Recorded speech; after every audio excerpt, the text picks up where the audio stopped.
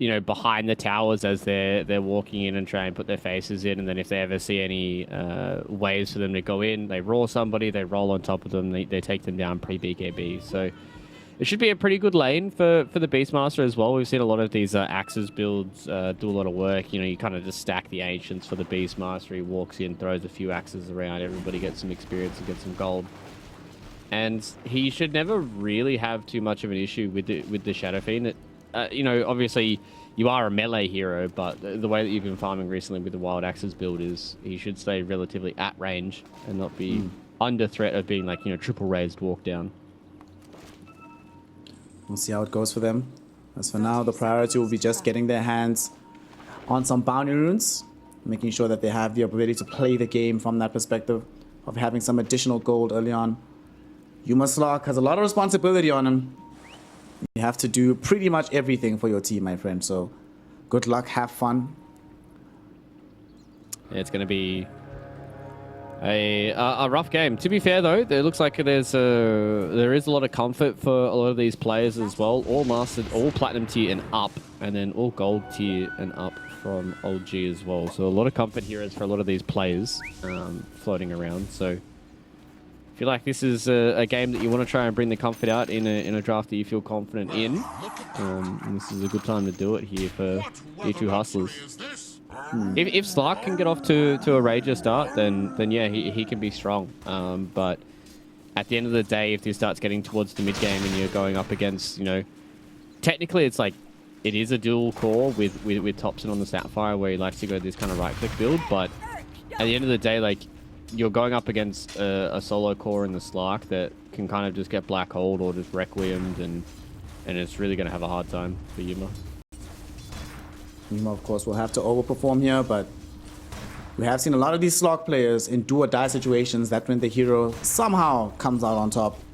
So if there's ever going to be a game where they need that to happen, it's going to be this one, as D2 Hustlers could easily find themselves going 1-1 in the division if they go down 0-2 here. And Old G slowly but surely still finding their feet, finding their form, trying to get themselves into Division 1. How about this top lane, just in terms of how things are going to go early on? Between Seb and Resolution, obviously I don't think they die here, right? I don't think either of them really have any major threat against the Slark Disruptor. Yeah, they should be fine until you start getting a few more levels into the Slark, but usually by that time, Rezo probably would have kicked him out of the lane. Can't really deal with the Eidolons all too well. The Disruptor really wants to try and abuse Glimpse and trade with Seb, but if you ever get to a point where the Disruptor or the Slark are even just an inch out of step, then you can definitely find kills for Rezo and Seb. But the way it's going, Rezo should be A-okay. He'll get his farm on, and he'll just chill out, and then Seb will make a rotation around about the 6-minute mark, head towards that mid lane and get Thompson off to a good start. So far, Thompson doing a decent job middle. Him and Adzentek playing very aggressively into one another. And the top lane, Seb getting muzzled out a little bit. They're going to glimpse him back here. Yuma does have access to the pounce. He gets it off right now. Ice shots play from Seb, not going to be good enough. And although they don't actually keep the chase going from Yuma. So Seb will be allowed to end up living here.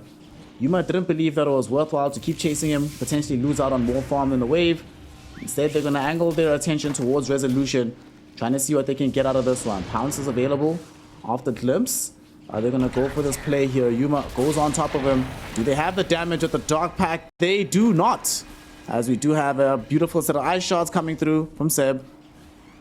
Oh, he's only level 2, so he doesn't have Dark Pack yet. He's not level 3 just yet. If he had the 1-1-1, maybe against Resolution, but at level 2, that's the best you can hope for.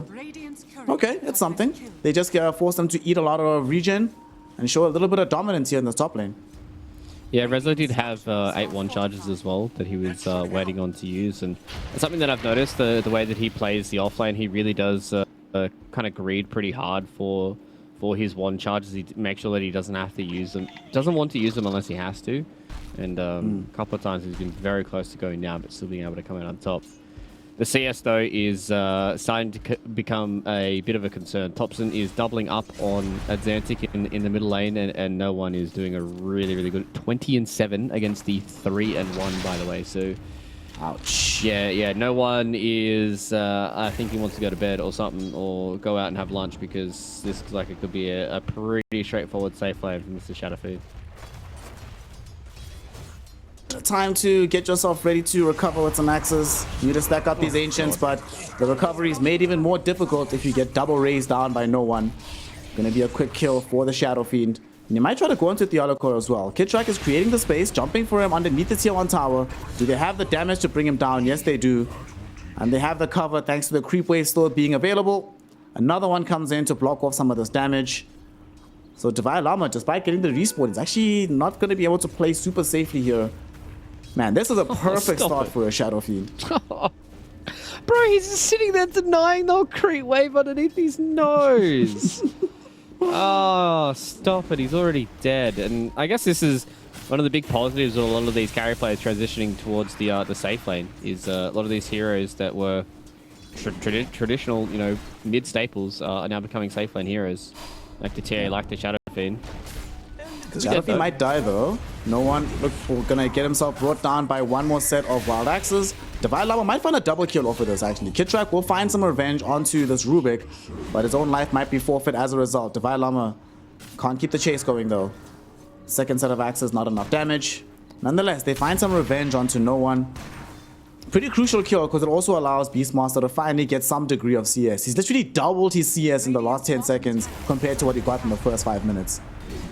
Yeah, but no one comes back. Power treads, full mana, full HP, walks in, bada bing, bada boom, and unfortunately for Divine Llama, he gets another 14-second rest, and he can come back in and get this game going. But Old G, they're starting off red hot, and unfortunately, the way that the draft did pan out, they really need a lot of their cores to come into this mid game with some semblance of farm, because they need to enable Slark in this game. They need to make sure they enable Yuma to have a game, because otherwise, if it's just Yuma versus the world, then it's just going to be Yuma being black holed through the entirety of this, and then SF can deal with the Pango roll through BKB.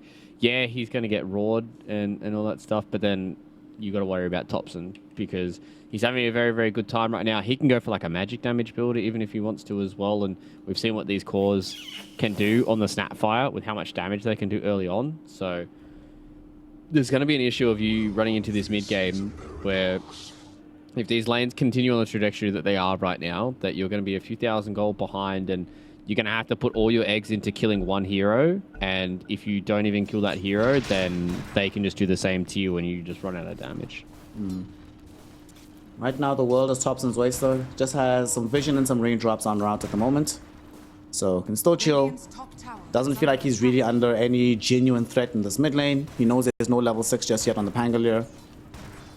In the meantime, though, Kidtrack getting some vision in behind the tier 1 tower. So they want to make sure that they have constant threat out onto this Pango. And Pango right now in a little bit of danger. Fire Snap quickly came out, but the Swashbuckle came first. But here comes the snowball from Zeb. Zeb's going to set him up, and they should be able to bring him down. Thompson, the one that picks up the kill. And that is going to be Seb, not even getting brought down for this one. He gets dragged back in front of the tier 1 tower, but they can't find the body block. Seb just TPs out right in front of their faces. Oh no. And these heroes came in, Fluke, to protect this Pango, but instead all they can do is just watch him die. Yeah, when OG are the ones that are making the rotations early, this is kind of the issue that I had with the support duo is, what do they really do when they come in, right? Like, it's a disruptor at level 2, so he doesn't really have much left at his disposal, and it's kind of just a Rubik. Rubik is one of those heroes that, especially early on, before he gets access to the spell seal and some of these good spells that are in the game, it's kind of just a Fade Bolt, and that's not going to be enough to deter them after they've already killed your Pangolier. Right now, this Rubik is positioned in the lane with no one and Kidtrack who are just free farming away. Unfortunately, Yuma unable to find the same degree of free farm. Now that we have found more levels into Resolution, Yuma can't play the lane as safely as he was earlier. Obviously, now has to start worrying about what happens when level 6 is broached. At that point, playing this lane becomes really, really difficult. Does have some power trades coming in right now. But Theolocore can't even make this move on the Rubik to come top and say, alright, let's try and make something happen. Instead, they are going to move bottom. Adzensek wants to join up with his team.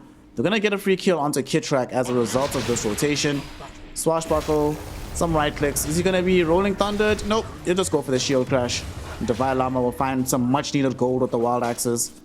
Sadly, though, he doesn't have many stacks inside the triangle, so he can't recover in that direction. He's still going to be quite behind for a long time in this game. Yeah, he can try and make them himself, which is what he's done right now. Double stack.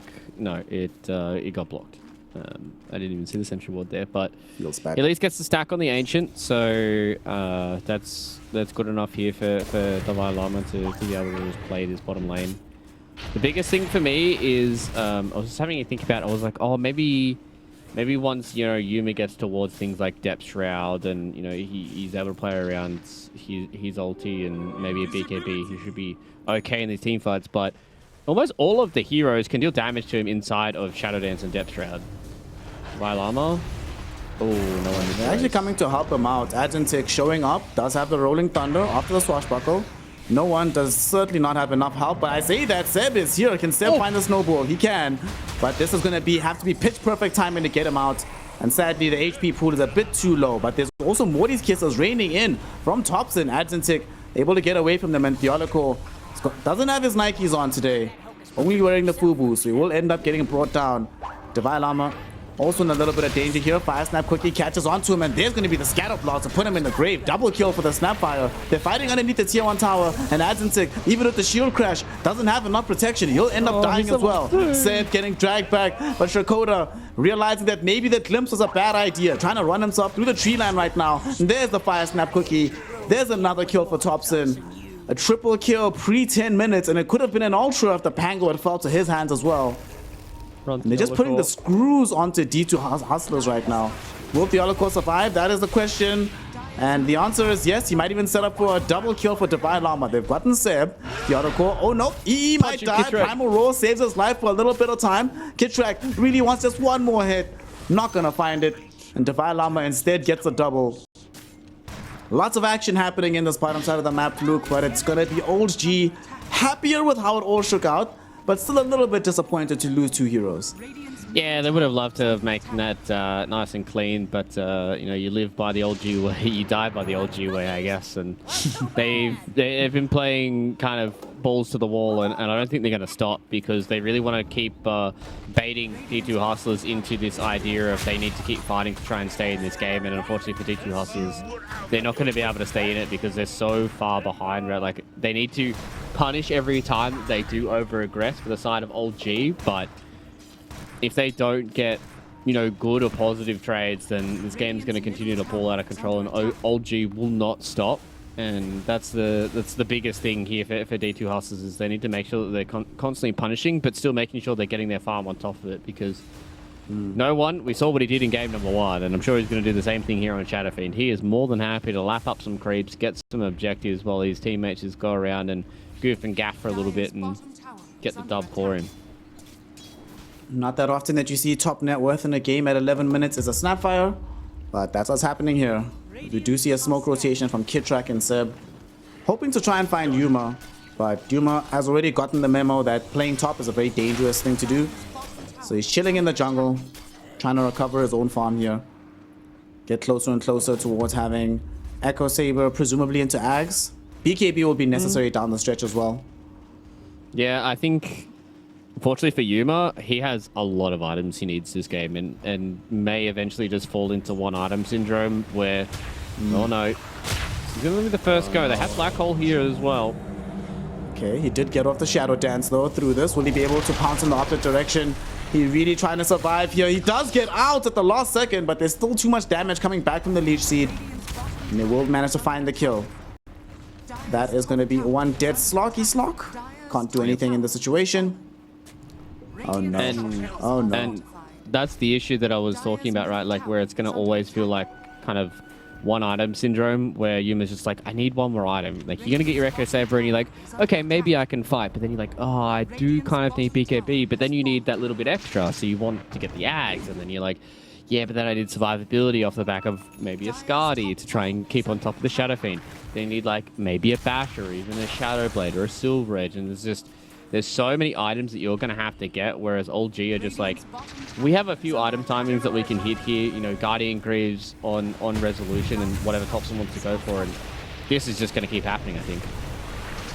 He did pop the Static Storm out, so Seb actually fell really low here. They will end up getting the kill onto Theoloco. He does buy back. Yuma pounces in onto Seb. The Tusk surely ends up dying here, and indeed that is the case. Rolling Thunder connects back onto Thompson as well, with the Primal Roar as well, but the Requiem makes sure that Adzentic has no influence on this fight, sending him back just as the Rolling Thunder ends. And now they want to keep the chase going. Snapfire finds the Fire Snap Cookie onto Divine Llama. This Beastmaster is definitely dead to rights. No one finding a double kill with the long range raise. And those two core heroes removed from play. They got the tier 1 tower as well. And all of this comes at the cost of just Seb. And who cares if Seb dies if you get this much out of it? And you force the buyback out of this Rubik. Theoloco really thought he'd be able to help turn this fight. Yeah, it's I mean, you kind of have to, right? Like, buybacks early in the game are so important, especially if you are able to turn the game around, but it just didn't work out. Did you see how pixel perfect no one was with the Requiem? It was basically as soon as Adzentic got out of the Rolling Thunder, it hit him and he got instantly feared, and then he just blew him up with some razors. That was some beautiful stuff to watch. He still got it, man. He's still a freak. No one just needed the right environment. Under these conditions, he can still play very, very well. Right now, they need to find something, some of that wow factor from the side of D2 Hustlers, because they are just being slowly but surely outpaced everyone on the map. And look at this poor Slug. Where's he supposed to find net worth and farm? He's lowest of all the cores right now. But if they're taking over the map like this, they still haven't punched through the tier 1 towers mid or top. Where's there even enough net worth for him to catch up? Because they still need these Ancients for the Beastmaster as well. Well, that's the thing, and that's why a lot of OG's games either turn into slow grind fest or they blow their opponents out of the park, because they do stuff like this and constantly outplaying and outfighting them. Seb is gonna get brought down here. The Morty's Kiss has almost brought the Slug down. He's forced to retreat, and they'd smoked up from OG, so they're bringing in reinforcements. Fire Snap Quickie lands onto Theoloco. He'll die right in front of the outpost. So that's 1 for 1. However, the resource expenditure does feel a little bit higher from D2 Hustlers, and they still can't maintain control of this area. They get bounced back. And unfortunately for them, because Yuma was involved with this kill, I mean, yeah, sure, it is a good kill to be involved in. You know, he feels a lot better about himself, but it's not like this Shadow Fiend hasn't just been farming on the other side of the map and is now about to farm some heroes as well while he's at it. Primal Roar will hold back the Treant Protector, but will this Treant Protector actually end up being able to get the catch here? He has Overgrowth at the ready, and they're just looking for him. Did they find him? The TP out will be there in time. All right, he's good. He's good. He's good. Yeah, Kitrat is a little slow to be able to find him out in the trees. Did a really, really good job at just being able to force out the roar. So, yeah, I mean, it's just kind of the same scenario as last game, right? Where the whole time you just have the 4 guys on old G just running around and just taking up map and just making it extremely hard for D2 Hustlers to play. And then you look back and you're like, oh, no one's gotten an item or 2. Oh, okay, no one is now 2k ahead of the next core, or 3k ahead in this case, of the next core on the enemy team. And you're just like, this is why these guys, you know, played the way they did in the qualifiers and now are starting to make their way through Div 2. Is they really do just suffocate the map, and once it gets to a point where maybe they start getting punished for a little bit of their greed or punished for a little bit of their dives, then that's when it really starts turning into a slow grind for them. And they've always got that kind of insurance policy in no one. Like, they understand that the heroes that they draft are always so good at playing around each other, and then no one is just sitting back and just mopping up all this space. And they go, oh, we may have half lost a fight here or there. No one, are you ready to join? And then he does, and then the team fights just get blown to pieces, and it just becomes a snowball from there. Yeah. Well, life gets more difficult with the Aegis in hand. Just going to siege onto this tier 2 tower. You were referencing in the draft the lack of overall damage from D2 Hustlers. And I think that's even worse when you're at this stage of the game, where your lanes didn't go as well as they should have. Heroes are just playing catch up. So it's going to be difficult, and I think OG have copped up to this, and they're like, well, they don't have that much damage to stop us. We might as well just force high ground 17 minutes into the game. This might be a little tough. All right, let's see. He does have Aegis available. BKB is en route. It's going to arrive potentially in time for the second life. And they don't want to fully commit. They take away the first life, though. All right, so they do punish them for this. But he will have BKB, so they can't re-engage onto him for life number 2. Yeah, I think the way that Dota has gone, it is very hard for you to take like a lane of racks like before like the 25-minute mark. Like you just need like 2 or 3 items to be able to even do it. Like right now, the fact that they're ahead by 6k and had an Aegis still meant that they weren't even able to really scratch the tier 3 tower.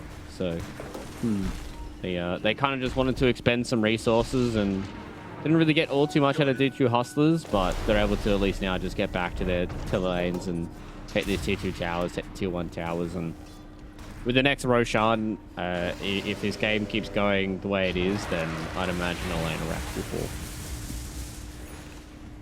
SF. Just gonna start tickling the tier 2 in the mid lane. D-Lance, BKB, Mask of Madness. They're actually gonna smoke up and try to find a fight. They know that Yuma is in the bottom lane. They know that they might come across Divine Llama. They have an observer ward here in the jungle. I think they just barely caught vision of Divine Llama, and indeed they did. Look at that. Thompson out here with the 360 MLG no-scope plays. They get the catch onto the Beastmaster with the gobble up. Quick kill onto Divine Llama. It does at least make a little bit of space so that Yuma doesn't have to immediately leave the bottom lane. He can still keep pressure going in the side of the map. But it's hard. Adds and tick. Okay, good dodge on the fire snap cookie. He needs to get out of here. Is he just dead? No, he's fine. He should be fine, right? TP out, TP out, TP out. Oh my god. He has much more composure than me. I was going to use Rolling Thunder there, 100%. Sometimes you gotta believe, fam. Sometimes you just gotta believe. And he believed just enough. And that was level 2 ulti. Level 3 ulti, pardon me. Probably would have killed him. So Seb now is being caught out. But he's perfectly fine. Okay, no, he's not. He is going to die. Alright. That's something. That did cost Static Storm though, so I think they should just retreat from this one. No one was busy revving up the Requiem just in case, but doesn't need to use it. They're actually going to try to force a fight. They smoke up. It's one of the rare opportunities that they have to be 4v5. Although Divine Llama is not with them for this fight, so they don't have access to the Primal Roar for this one.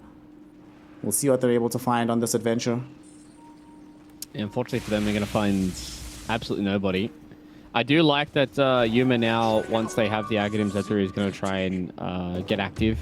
He's going to transition this into a Mage Slayer as well. I like this build up from Yuma. I think this is kind of exactly what he needs to do. The BKB is not going to be like the end-all be-all for him either. It's not like, yes, this is the perfect counter. He still has to deal with Overgrowth, still has to deal with Black Hole and Walrus Punch. So he's going to have a few things that will go through his BKB. So I like that he's trying to get away with it as early as he possibly can. You know, if you start weaving in and out of these fights, getting a few more of these kills, get some more of that permanent agi, then you can start to slow down this game enough where the slot can come back into it. But old G, Blink Dagger up now on Seb.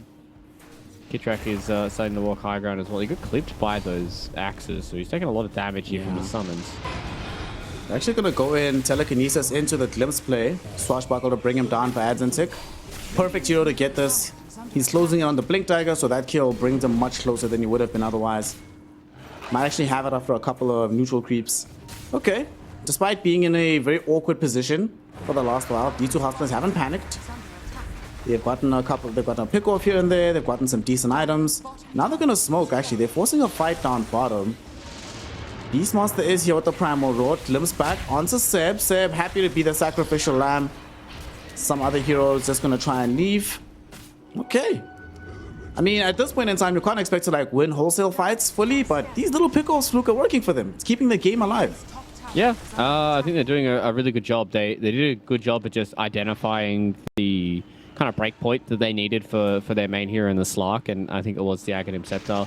Gives him a lot of stats, gives him now a way of catching a lot of these heroes as well, which is something that they were lacking a little bit outside of the Pangolier Blink and maybe even Divine Llama's Blink, but now they can kind of just group up, and the biggest thing is Hakoda has kind of just taken this time to grind towards an Aghanim Scepter. That could be a massive item for them, and getting tier 1s onto the Slark. Oh my god, that Static Storm!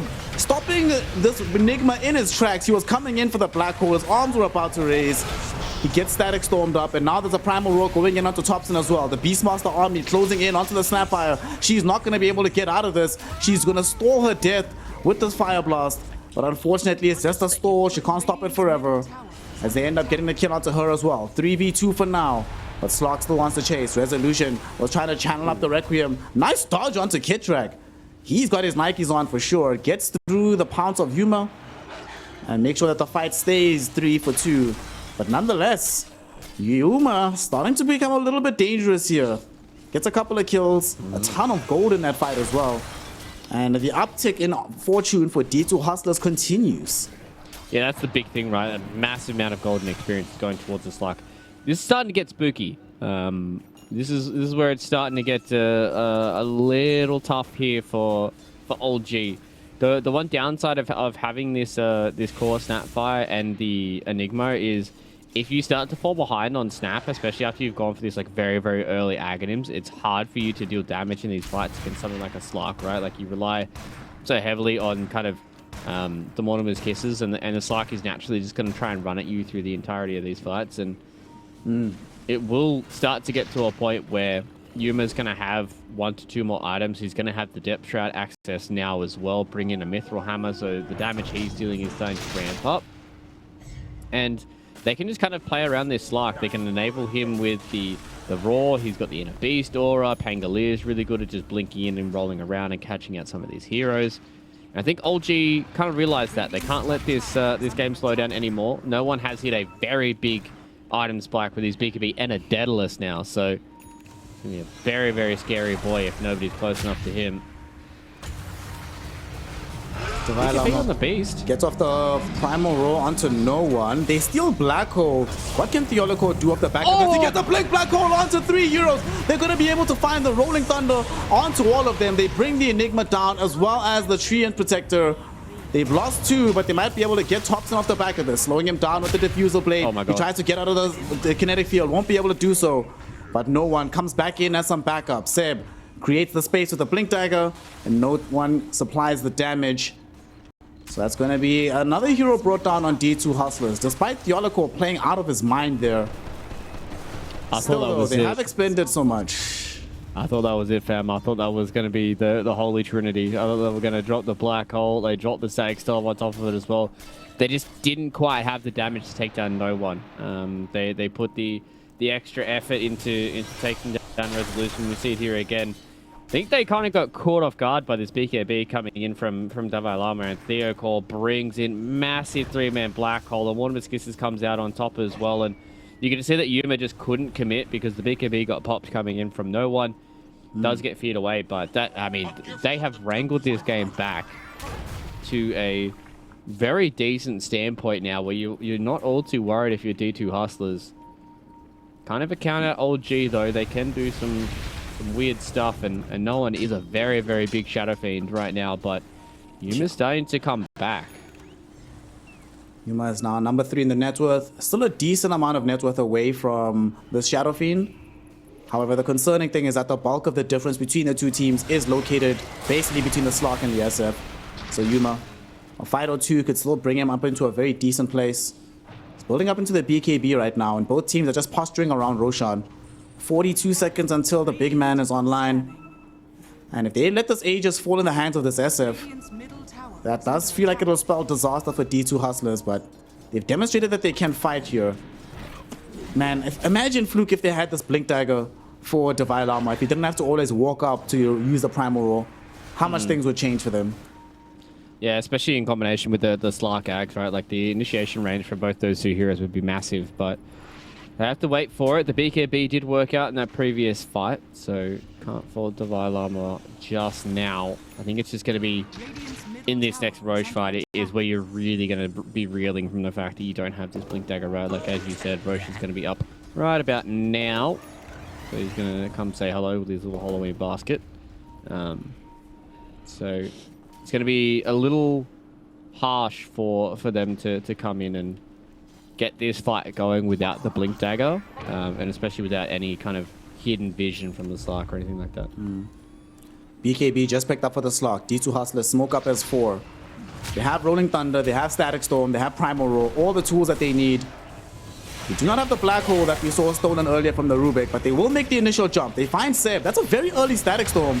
They're just trying to try and ensure that they can't get this kill. At the same time, the roll. Oh no, they found Thompson. Primal Roar onto the Snapfire. Will they be able to get this kill? Overgrowth delays it for now. However, Theolocore does manage to steal this one back. Yuma chasing onto the high ground. He really wants Thompson and will be allowed to find him. At the same time, though, the Requiem buys a little bit of time. There's the black hole. It doesn't catch the slog. The damage is going to be out thanks to this Dark Pack. And Enigma, though he does manage to get the kill onto the Rubik, will not be able to protect the Shadow Fiend on the back end of the fight as they do find no one. And now Yuma not able to get the secondary pounce. Still on cooldown, these charges onto the TPing out Treant Protector. Nonetheless, though, D2 Hustlers, even without using a buyback, they managed to win the fight. The Enigma Black Hole, if it was a few units south, it catches the slot and that fight turns, but it doesn't fluke. So instead, D2 Hustlers get the fight, the Aegis, and the Aghanim shot for themselves.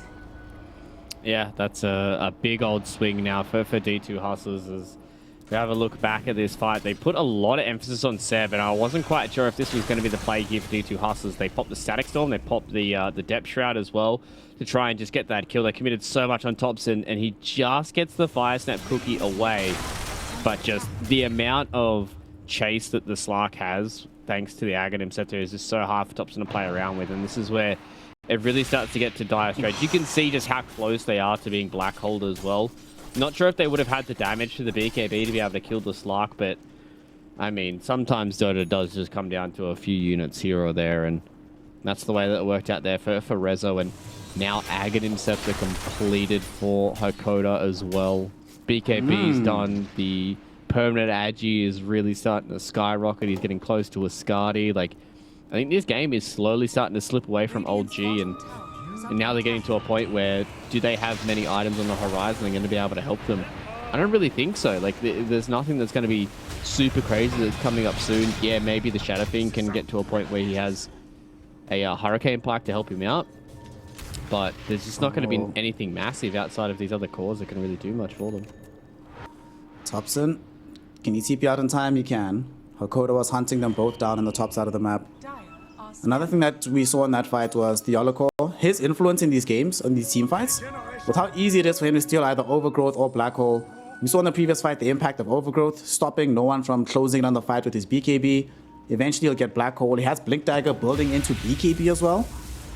Like this Rubik, if he can just keep his distance and just wait for the key spells to come out, can also make such a huge influence on these fights. And old G don't really have any counterplays. Now you're playing into, like you mentioned, the Ag onto the Disruptor, plus whatever spell Rubik steals, plus Primal Roar. Things are starting to feel very difficult for a hero like No One on the SF, whose BKB is already down to 6 seconds, so it's also not the most number one panacea of all the magical damage coming in from D2 Hustlers. Yeah.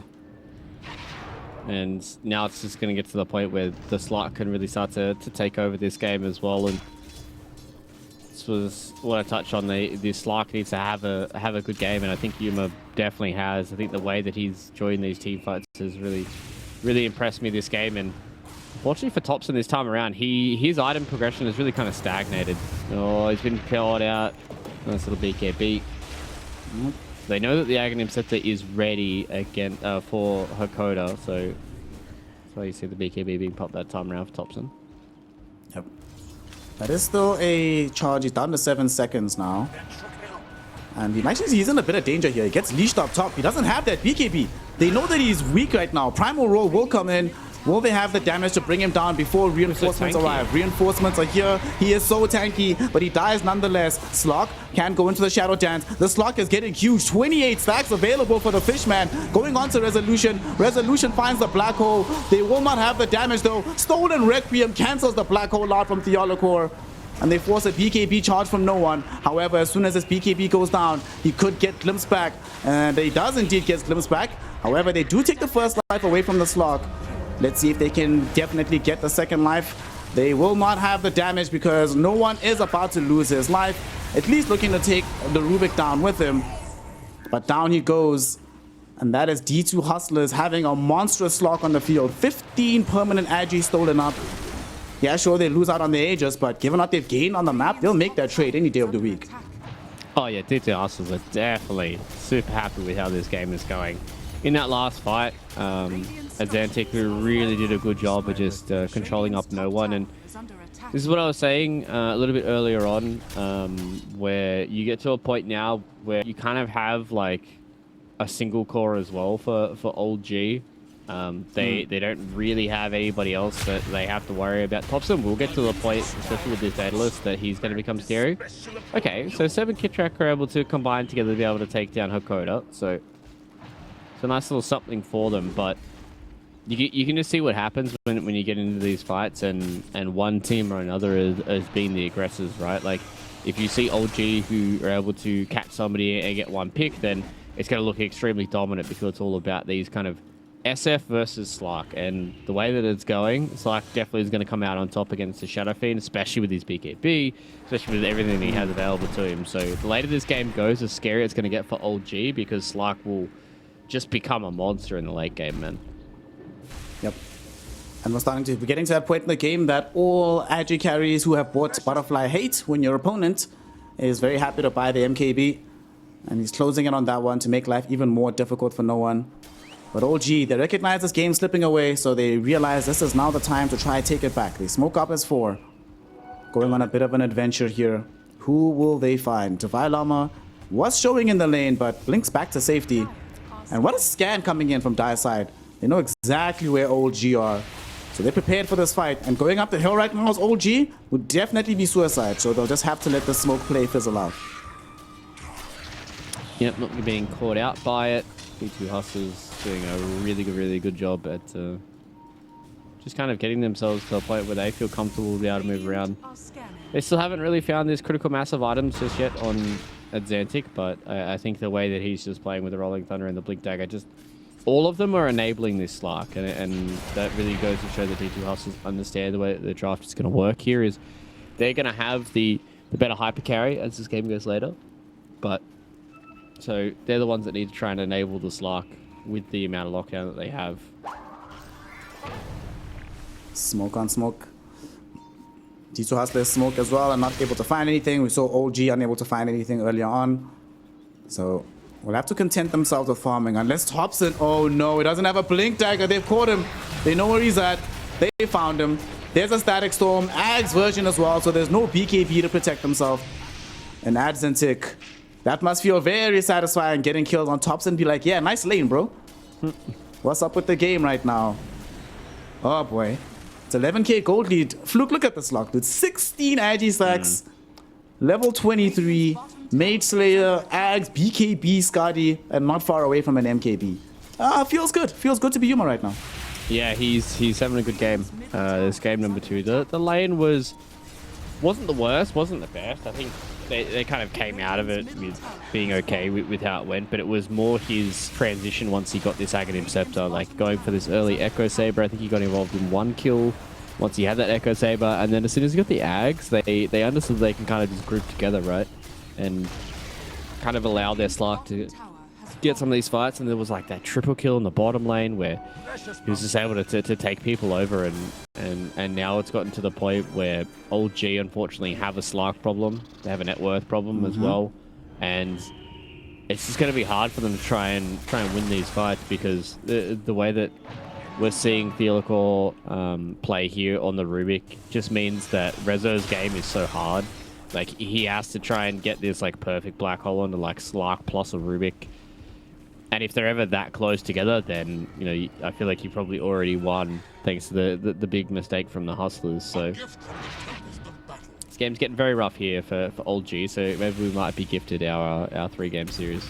Hey. I mean, poor resolution has pretty much had no influence in this game outside of like a couple clutch black holes, but beyond that, you just can't play the map. You have to worry about the Static Storm, you have to worry about the Slark getting in his face, you have to worry about the Rubik steals you mentioned. He can't buy BKB, there's kind of no point. Has to buy Lincoln Sphere, has to buy Blink Dagger. It's a lot. It's very difficult. Not an easy game. Hard. And let's see if they find anything off of this though, as they smoked up. Won't be able to get anywhere on the map. Already have some Pango illusions scouting out that Roshan is indeed back. So it's a fairly early one. Both teams recognize how important it could be to pick this one up. It's a refresher shot, so for Radiant side, that could mean multiple black holes. The Dire side, though, I imagine that means multiple Static Storms. which is really, really scary to deal with right now. Yeah, especially the Ags version, right? And once he picks up this Blink Dagger, he's just going to have some really, really good position to be able to deal with this. So now it is starting to get to a point where Thompson is transitioning into a carry. Does have that level 20 talent. Really wants to have that level 25 talent, especially with the Daedalus. So this is where I think I can start to see Old G, if they win some more of these fights, where it can really start to get a swing back in the other direction. Like Slark has such a good matchup into the Shadow Fiend, but now Thompson can deal some damage, and you can actually get these right clicks going. So if Old G ever find like a 2 or 3 man black hole once we get this this Blink Dagger up on Rezo, then it's gonna be a pretty scary fight, right? Like, you know, you have to put your attention on either the Snapfire or the Shadow Fiend. And this SF is also getting 14k up, so yeah. Alrighty, let's see. Roshan being sieged upon right now. SF about to get Satanic. Rezo just wants Blink Dagger. Thompson already just picked up his Daedalus, so he wants a Blink Dagger next. And there's a Blink on Rezo. So he just has to wait. He has to play a very patient Enigma here. D2 Hustlers, though, they also have a Blink Dagger on Hakoda. Dude, where did this Disruptor's money come from, honestly? Like, he didn't get a Philly Stone or anything, but he's just out here with the Rex. What a guy. yeah, well, when you're hitting fat 3-man storms, sometimes you just get a whole lot of assist gold. He's 2-4 and 14, so he's done a really good job at is just staying alive in these fights. Timeless Relic as well. Oh my god. Dealer Core is absolutely loving life right now. He is like, yes, please, brother.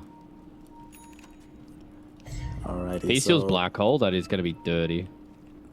He's conflicted though, because he's thinking about just keeping the headband for the additional cost range, but Relic feels very good. They're going on an adventure now though. They feel like they're stronger. The Slog also has a Trickster Cloak.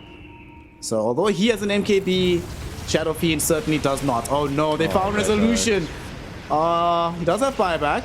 Alright, we see the right click damage coming out onto this Pangle here. Pangle almost died, but Seb can't catch onto him. And there's a Primal Roar onto this Shadow Fiend. SF is gonna die. Yuma finds a double kill during his BKB duration. And now they're looking for more. Thompson in a little bit of danger here. Activates the BKB. Yuma forced to get back here. No one has brought back for this. Modi's kisses are going to rain from the heavens, but not going to catch anybody substantial. As D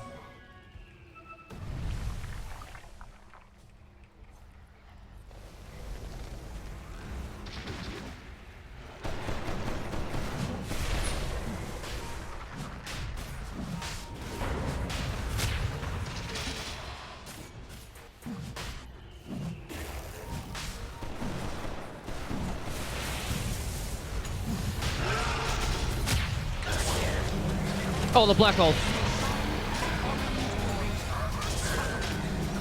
Oh my god.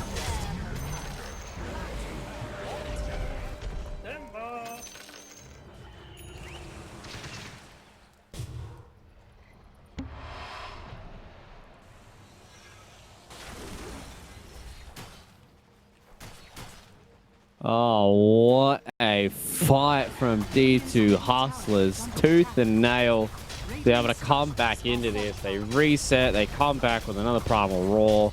Absolutely obliterate Old G in that pit. And that was exactly what Old G really needed to do. They needed to try and get this Aegis because they had no buyback on no one. And now it looks like we're just starting to stare down the barrel of a 3-game series. Yuma has been playing insanely well on this Slark right now. We'll be having some about to get the dieback. A few more fights to go, it seems. And they just call it. They don't have buyback on any of their big heroes. They just saw the Desolator arriving for the Pangolier. So they're aware that there's no other place to stand in this game. Viola, of course, celebrates with a...